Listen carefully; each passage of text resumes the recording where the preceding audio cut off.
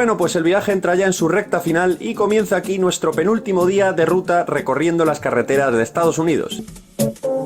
Después de desayunar tranquilamente en el patio del hostal, comenzamos nuestro día en Nueva Orleans. Cargamos las maletas en el coche y empezamos nuestro tour por la ciudad.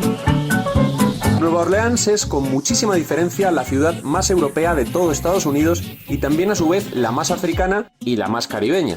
De hecho, es famosa por su mezcla de culturas, sus festivales, su famoso carnaval Mardi Gras, su música jazz o por ser la cuna del gran Louis Armstrong o del escritor Tennessee Williams. Fundada en 1717 por colonos franceses como puesto fronterizo, la bautizaron como la Nouvelle Orléans o la Nueva Orleans, en homenaje a la ciudad francesa de Orleans. Los primeros colonos llegaron de Francia, Alemania y la actual Canadá y empezaron a importar miles de esclavos africanos, especialmente los franceses, llegando a ser la ciudad el epicentro de la trata de esclavos en todo el sur del país. Este oscuro pasado de la ciudad afortunadamente fue yendo a menos y algunas leyes empezaron a permitir a los esclavos ganar su libertad y poder integrarse en la comunidad criolla. Aunque la ciudad sobrevivió a la Guerra Civil Americana, el negocio de las plantaciones pegó un bajón, aumentó la pobreza y la economía empezó a ir cuesta abajo y sin frenos. Son los tiempos en los que empiezan a hacer el estilo musical nativo americano más reconocido en todo el mundo, el jazz. A pesar de que muchos de los tugurios y casas de los creadores del jazz han sido destruidos por culpa del abandono y la dejadez, en 1994 se estableció el Parque Nacional Histórico del Jazz. Después del desastre que causó aquí el huracán Katrina en 2005, que fue un antes y un después en la historia reciente de la ciudad, Nueva Orleans supo revivir y reconstruirse y hoy cuenta con casi 400.000 habitantes y con más de 1 millón contando toda su área metropolitana.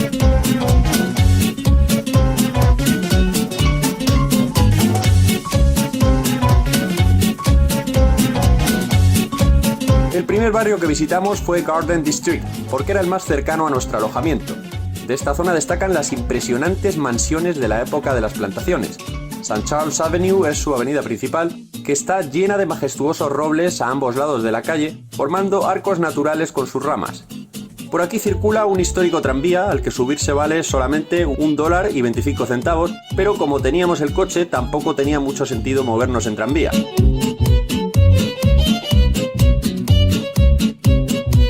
Muy cerca de aquí está Magazine Street, o la calle de la revista, que es una de las mejores zonas de tiendas de la ciudad.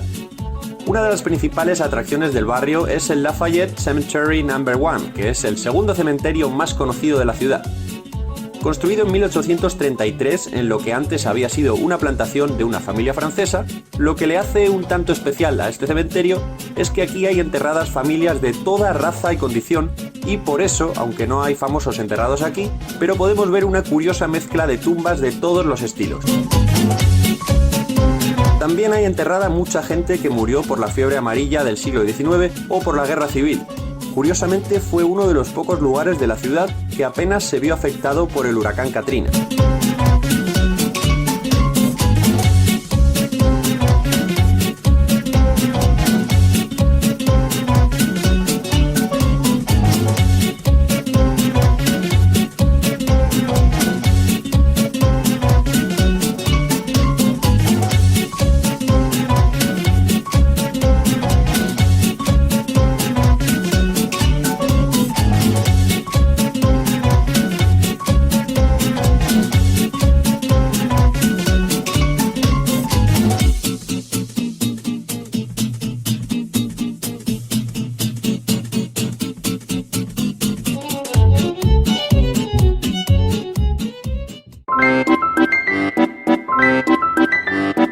Después de visitar Garden District fuimos a la zona más conocida de toda la ciudad, The French Quarter, o el barrio francés, el cual hay que decir que debe su mérito no solo a los colonos franceses, sino sobre todo a los españoles, que supieron mantenerlo y reconstruirlo tras los incendios de 1788 y 1794.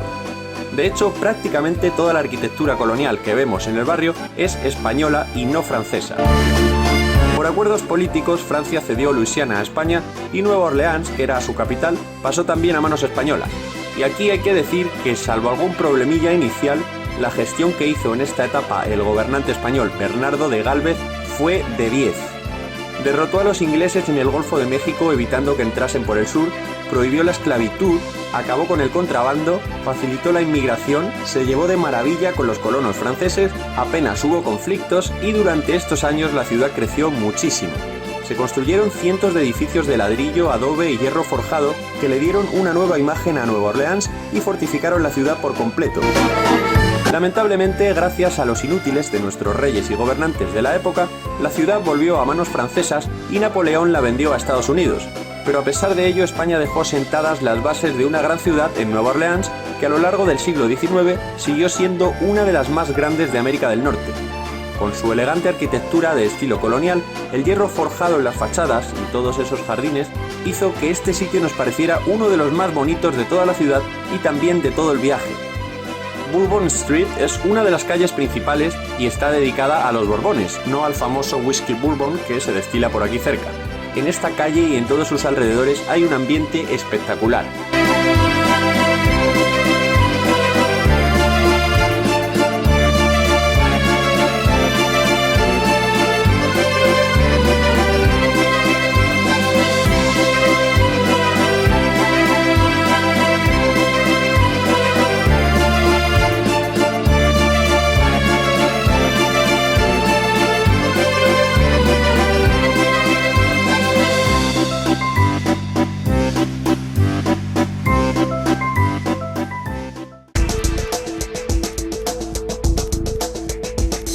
El corazón del barrio francés es Jackson Square, conocido en la etapa española como Plaza de Armas.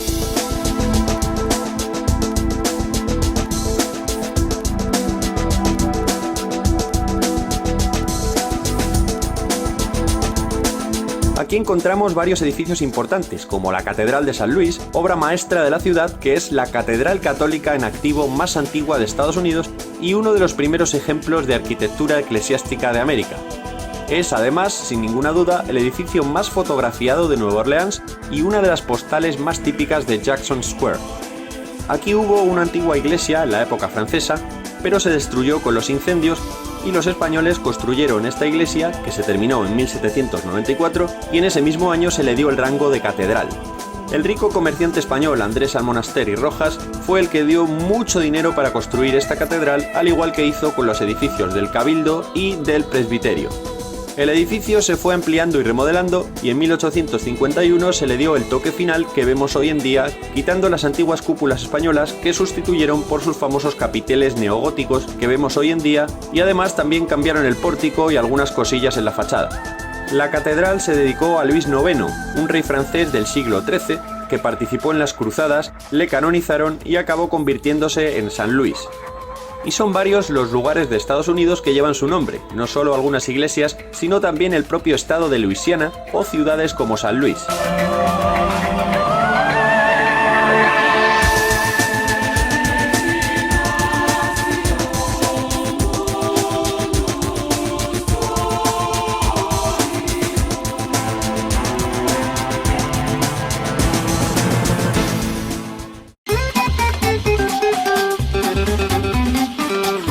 Otro edificio importante que está al lado de la catedral es el presbiterio, o el presbytère, como se llama oficialmente. Fue construido entre 1791 y 1813 como residencia para los monjes capuchinos y es una de las tres joyas arquitectónicas de Jackson Square. El edificio también se usó más tarde como comercio, en 1834 como Palacio de Justicia y desde 1911 es el Museo del Carnaval de Nueva Orleans. El llamado Mardi Gras, que en francés quiere decir martes gordo, es el carnaval más famoso de América del Norte y se empezó a celebrar en la época francesa. El nombre de martes gordo se refiere a que era el último día para poder comer de todo, ya que al día siguiente empieza el miércoles de ceniza.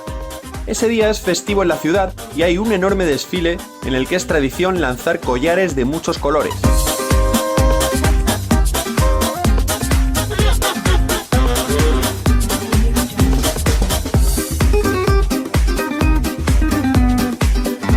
Y la tercera joya arquitectónica de la Plaza de Armas, o Jackson Square como la llaman ahora, es el edificio del Cabildo, que fue la sede del gobernador español en Luisiana y albergó también el Tribunal Supremo del Estado. Se construyó entre 1795 y 1799 y desde 1911 funciona como museo de historia de la ciudad. Este fue el triste escenario para los españoles en el que el infame Napoleón firmó la venta de Luisiana a los estadounidenses.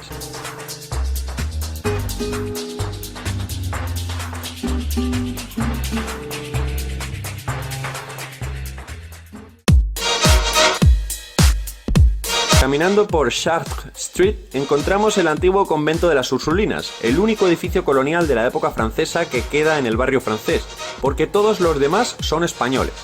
Fue construido entre 1745 y 1752 por el ejército colonial francés y sirvió para albergar a las monjas que habían llegado en 1727 a la ciudad para cuidar del hospital militar y educar a las niñas de la colonia.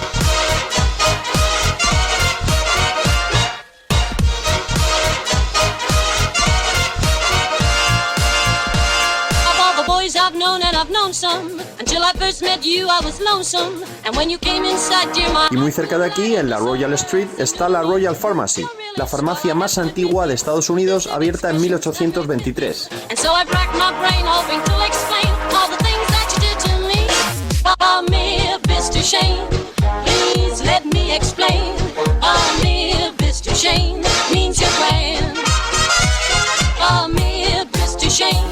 Again, I'll explain. It means you're the fairest in the land. It means you're the fairest. It means you're the fairest. It means you're the fairest in the land.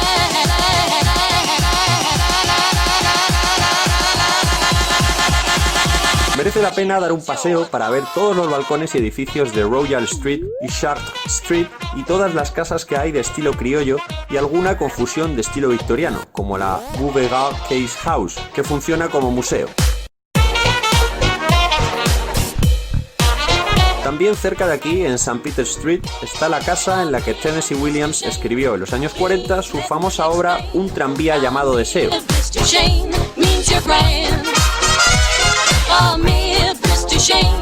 Again, I'll explain. It means you're the fairest in the land.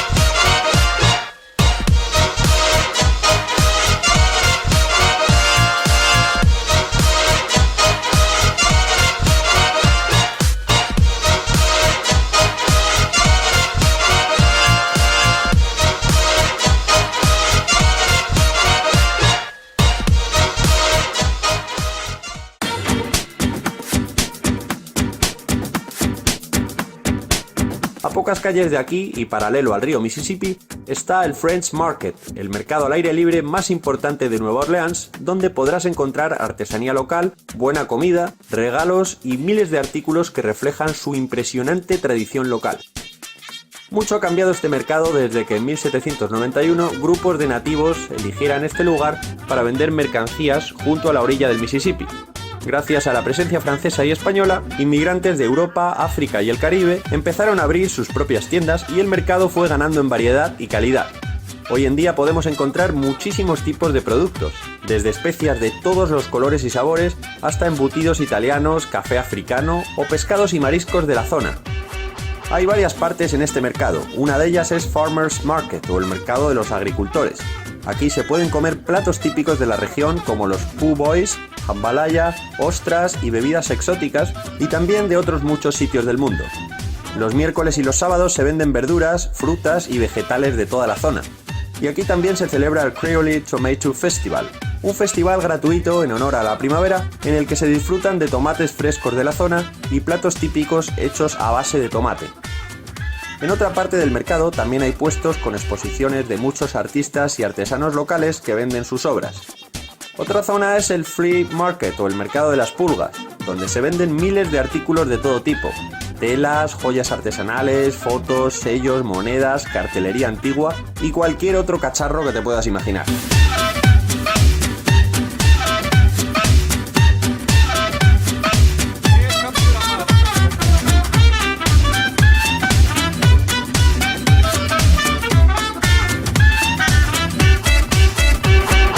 Después de recorrer el French Market, nos acercamos al paseo que hay junto a la orilla del Mississippi y recorrimos un tramo llegando hasta el muelle donde estaba atracado el mítico barco a vapor llamado Natchez.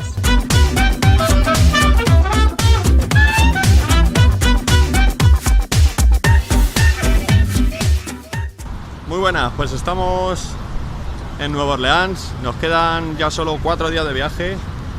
Esta es nuestra antepenúltima ciudad antes de llegar a Chicago. Queda acabar de ver esto hoy, queda mañana ver Memphis y finalmente de pasada hacia Chicago, parar un momentín en la ciudad de San Luis. Y bueno, pues ahora mismo estoy justo al lado del famoso río Mississippi. Ahí está.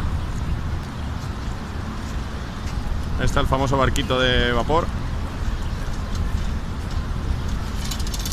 Me he venido un poquito a la sombra porque el calor que hace aquí y la humedad que hace aquí es impresionante. Pueden hacer ahora mismo fácil como 35-36 grados, pero la humedad hace que la sensación sea muchísimo más pegajosa, del calor pegajoso y muchísimo más agobiante. Este es el barco, el Natchez, y ahí está aparcado y es un poco atracción turística.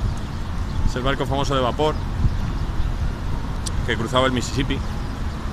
Y ahí está el puerto donde saca la entrada. No sé, vamos a pensar, dependiendo de lo que valga y de las ganas que nos entren de subir al barco o no, vamos a pensar si nos metemos. Ahí están las taquillas atrás mía. Ahí. Ahí está el barco. Y por ahí un tranvía.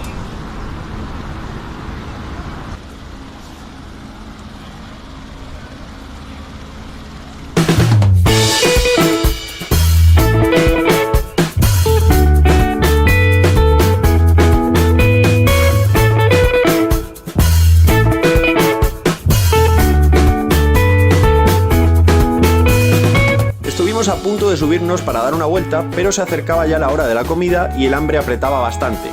Así que nos conformamos con verlo desde la orilla y seguimos caminando hasta llegar a la Spanish Plaza, o Plaza Española, una plaza circular que España le dedicó a la ciudad y que tiene una gran fuente en el centro, y alrededor de ella hay bancos con los escudos de todas las provincias españolas hechos con azulejos de cerámica. Se inauguró en 1976 como homenaje y recuerdo a la hermandad y al pasado común que existe entre España y el estado de Luisiana, y se restauró en 2001 gracias a la Generalitat Valenciana y a la provincia de Castellón. La plaza tiene mucha vida y es el centro de reunión para muchos lugareños y para los españoles que viajan a Nueva Orleans.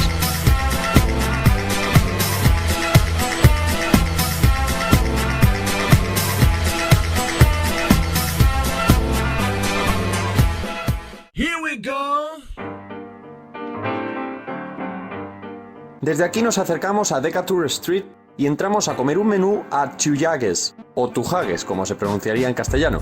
Un restaurante clásico de Nueva Orleans que ofrece menús a muy buen precio y que es totalmente recomendable.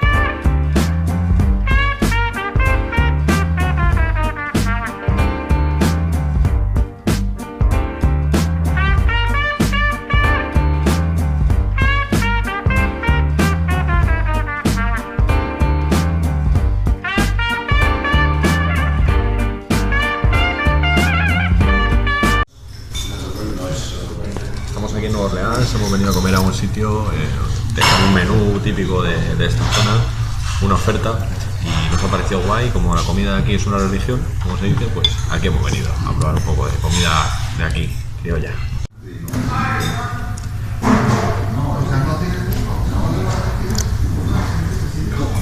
Mira que hay que comer bien y todos los días es una alegría. ¡Rico, rico! Estamos en Nueva Orleans, estamos comiendo comida típica criolla.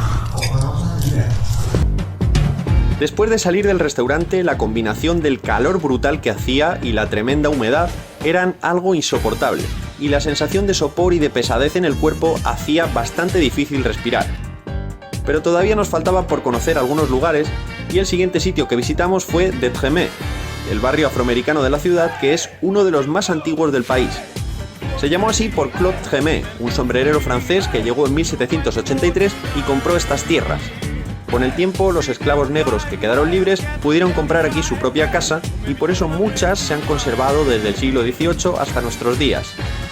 La Esplanade Avenue es una avenida llena de árboles que bordea todo el barrio y es una de sus calles más importantes.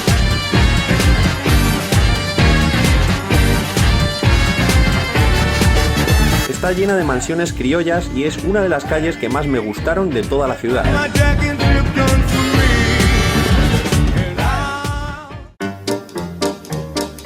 En este barrio está también el Louis Armstrong Park, un parque bastante agradable por el que dimos un paseo y que está también muy cerca de Congo Square, otra plaza muy conocida. En la época de la esclavitud, este era el único lugar de la ciudad donde a los afroamericanos se les permitía reunirse y aquí era donde cantaban, bailaban y tocaban todos los ritmos que habían traído de África. Toda esta herencia musical no solo se conservó, sino que también se fue desarrollando y esto ayudó a que se asentaran las bases de un estilo musical tan conocido hoy en día como el jazz. Por supuesto que nos llevamos de recuerdo una foto junto a la estatua de Louis Armstrong, uno de los genios más grandes de la historia de la música.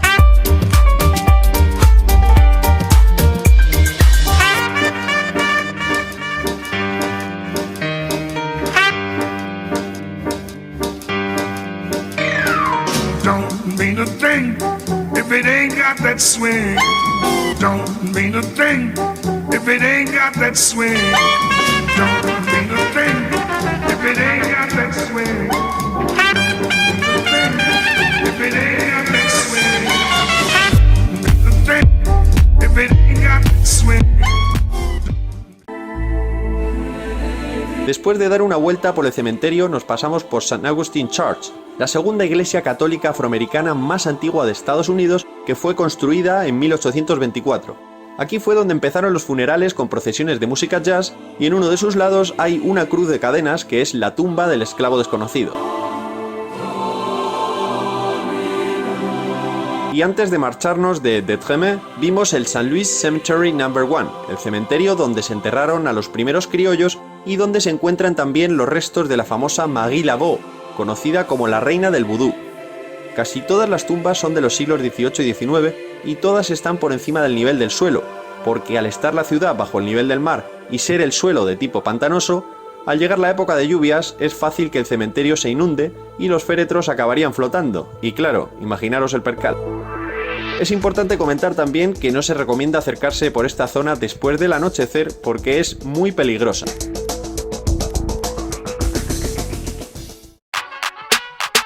Junto al barrio de Treme está Marigny-Saint-Claude, una zona que surgió como suburbio criollo y hoy es el barrio gay de la ciudad.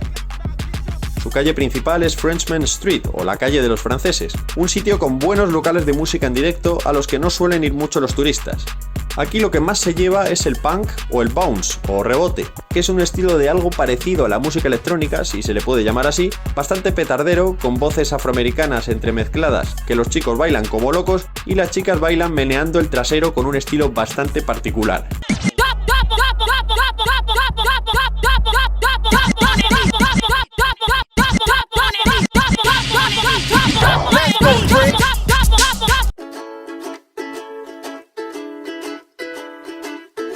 Antes de irnos nos pasamos a echar un vistazo al City Park, el quinto parque urbano más grande de Estados Unidos y el pulmón verde de la ciudad. Aquí hay muchísimos senderos llenos de jardines, canales con góndolas, puentes, animales, caimanes incluidos, aunque nosotros no los vimos, y árboles típicos de esta zona como sauces llorones o el musgo español, un árbol que sinceramente yo no había visto en España en mi vida. Al salir de la ciudad pasamos por el famoso Superdome, el estadio que más ediciones de la final de la Super Bowl ha albergado, con nada más y nada menos que 7 ediciones. Inaugurado en 1975 con una capacidad de más de 73.000 espectadores, aquí juegan sus partidos de fútbol americano los New Orleans Saints de la NFL y también se celebran campeonatos universitarios de fútbol americano o baloncesto y espectáculos como lucha libre o boxeo. De hecho, fue aquí donde el mítico Muhammad Ali ganó su último combate en 1978. Bueno, pues estamos por Nueva Orleans ya, vamos dirección Memphis, ya terminamos de comer, la comida ha estado espectacular, un sitio buenísimo, por un precio no muy caro, más o menos 20 y algo euros, hemos comido primero, segundo y postre. Y tenemos que dar fe de que es cierto eso que dicen de que Nueva Orleans la comida es como si fuera una religión. Porque de todos los sitios en los que hemos estado en Estados Unidos, ha sido con diferencia el que más nos ha gustado en cuanto a identidad cultural y sobre todo en cuanto a comida. La comida buenísima, buenísima, lo más parecido a la cocina europea, pero con más especias, picante y tal. Hemos comido, bueno, yo he comido el Gump, este que es típico de aquí de Nueva Orleans, y luego el segundo que era como una especie de mezcla de marisco con arroz, ¿no? Con salsa y algo así, y estaba la verdad que muy bueno todo, buenísimo. Y luego de postre, una especie de pudding espectacular, con un caramelo riquísimo por encima, muy bueno todo, la verdad, muy bueno. Y me voy con una sensación bastante buena de aquí de Nueva Orleans. No solamente de la gente, de la comida, sino sobre todo de la ciudad. Las calles son una pasada, el barrio francés es una maravilla y muy contento de haber venido hasta aquí. Las expectativas, la verdad, que se han cumplido con creces, la verdad. Así que vamos contentos y nos vamos ahora a Memphis a ver cuánto tardamos, porque tenemos que cruzar todo el estado de Mississippi entero. Ahora son las 5 de la tarde y tenemos que ponernos a conducir y a cruzar. Vamos a decir esta vez que esta noche cruzamos el Mississippi, porque además nos va a tocar cruzarlo y ya por desgracia siendo de noche. En fin, bye bye Nueva Orleans. Nos vemos, espero que otra vez, porque aquí sí que puedo decir que me gustaría volver alguna vez. ¿Tú, Javi? También me ha encantado. ¿Te ha encantado? ¿La comida? Riquísimo. ¿La gente? Majísimo. ¿Las calles? Muy bonito. Poco más que decir.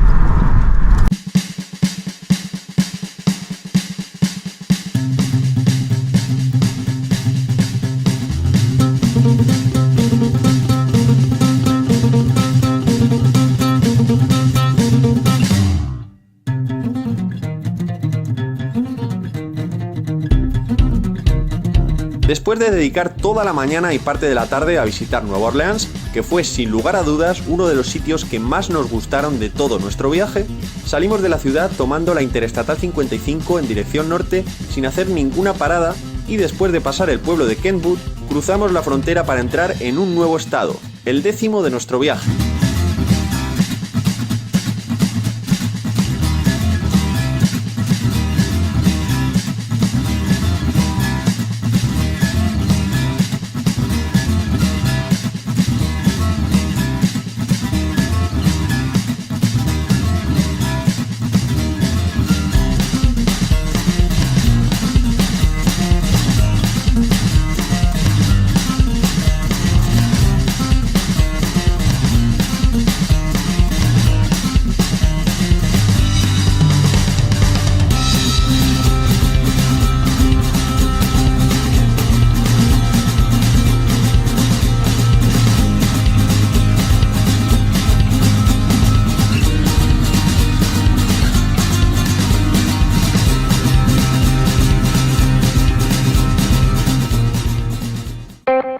Entramos ahora en el estado de Mississippi, conocido como el estado de la Magnolia o el estado de la hospitalidad, por aquello de la famosa hospitalidad sureña.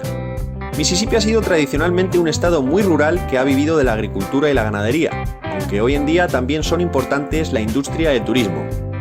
A pesar de que durante muchas décadas fue uno de los estados más ricos de todo el país, hoy es el más pobre de todos, con tasas muy altas de paro y de pobreza.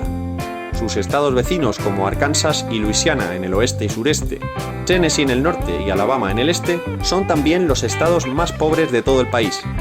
Su capital es Jackson, que en este caso sí es la ciudad más importante y también la más poblada. Este estado debe su nombre al río Mississippi, que fluye a lo largo de su frontera oeste y cuyo nombre procede de una palabra del idioma ojibwa, hablado por los indios locales, que significa grandes aguas o el padre de las aguas. Sus tierras fueron colonizadas por los españoles, pero los británicos se lo arrebataron por el Tratado de París y tras independizarse las 13 colonias, esta región pasó a ser uno de los primeros estados de los recién creados Estados Unidos de América y fue también de los más afectados por la Guerra Civil. Aquí tardó mucho más en abolirse la esclavitud y se acentuaron las diferencias entre ricos y pobres, algo que hizo bastante daño y que con el paso del tiempo ha acabado pasando factura a este estado, que aún hoy día paga las consecuencias de todo aquello. Mientras la tarde caía e íbamos cruzando el estado de Mississippi, contemplamos sus paisajes con esas rectas infinitas que, a diferencia de otros estados del sur, aquí son mucho más verdes y están rodeadas de árboles. Pasamos junto a Jackson, la capital del estado, y aunque la teníamos apuntada en nuestra lista, lo que más interesaba ver aquí era el Capitolio, pero como ya había oscurecido y el tiempo apremiaba porque teníamos que llegar a Memphis a una hora razonable, al final nos sucedió lo mismo que en Baton Rouge y decidimos no parar y seguir nuestro camino. Poco después de pasar Jackson nos ocurrió algo que no esperábamos. Mientras conducía me di cuenta que se había encendido el piloto del aceite. Sí, ese que se enciende cuando te queda muy poco o casi nada de aceite. Aunque esto ya nos había pasado una vez el día anterior, había sido fugazmente, y como se apagó enseguida tampoco le dimos mayor importancia, entre otras cosas porque entendimos que cuando nos dieron el Mustang en Oakland habrían comprobado el nivel del aceite y el coche estaría en perfectas condiciones para circular. Pero esta vez el piloto del aceite entró en un bucle en el que se encendía y al rato se volvía a apagar, lo cual nos puso bastante nerviosos el resto del camino hasta Memphis. Teniendo en cuenta que estábamos en medio de la nada en la Interestatal 55 y con muy poca cobertura de móvil, barajamos dos opciones: o bien pararnos en la siguiente gasolinera que viéramos para pedir asistencia, o tratar de apurar así hasta llegar a Memphis. Finalmente, y dadas las circunstancias, pensamos que igual el remedio era peor que la enfermedad, así que confiamos en el Mustang y en nuestra suerte y elegimos la segunda opción. Por suerte no encontramos mucho tráfico y desde Jackson apenas tardamos 3 horas en recorrer los 320 kilómetros que nos separan de la frontera con el siguiente estado, el número 11 en nuestro viaje. Entramos ahora en el estado de Tennessee. Por suerte Memphis está casi pegando con la frontera sur del estado y al poco de cruzarla empezamos a ver ya los primeros carteles con el nombre de la ciudad. Así que por fin respiramos tranquilos y vamos directamente a buscar nuestro motel. Después de estar toda la tarde conduciendo, llegamos por fin a nuestro motel en las afueras de Memphis, algo más tarde de las 11 de la noche. Nos costó bastante encontrar algún sitio abierto a esas horas para cenar algo rápido antes de irnos a dormir, y en cuanto llegamos al motel nos encontramos un panorama bastante raro que no nos gustó nada. Lo cierto es que desde que dejamos Texas teníamos una sensación de mayor inseguridad. De esto ya nos habíamos dado cuenta el día anterior en Nueva Orleans, pero ahora pudimos notarlo bastante más. Al aparcar el coche vimos que tanto en el propio parking como en los alrededores había gente voceando mucho, lo cual a esas horas fue algo que nos llamó la atención. De hecho había como dos discusiones paralelas bastante chungas entre dos grupos de gente afroamericana que no estamos seguros si eran familia, amigos o enemigos y que tenían una pintilla un tanto marginal. La verdad que aunque el motel era de una compañía que ya conocíamos y no tenía nada de mala pinta, el sitio donde aterrizamos podría decirse que no era el más indicado para dos chicos blancos guiris con un Mustang descapotable y con dos maletones que acababan de sacar del coche. Obviamente no era plan de sacar la camarita y ponerse a grabar la experiencia, pero mientras subimos nuestras maletas por las escaleras exteriores del motel, tuvimos que pasar por medio de donde estaba uno de estos grupos y las chicas que había allí sentadas ni siquiera se apartaron para dejarnos pasar, así que básicamente tuvimos que esquivarlas teniendo el mayor cuidado posible en no tocarlas, porque por las miradas de toda aquella gente dedujimos que a la mínima se podía liar. Una vez dentro de la habitación seguimos escuchando voces y vimos pasar gente un par de veces por fuera, pero estábamos tan cansados que ni siquiera prestamos atención a todo esto porque no podíamos pensar en otra cosa que no fuera en dormirnos. El siguiente día prometía mucho, pero eso ya te lo contamos en el siguiente capítulo de Pepineros por la Ruta.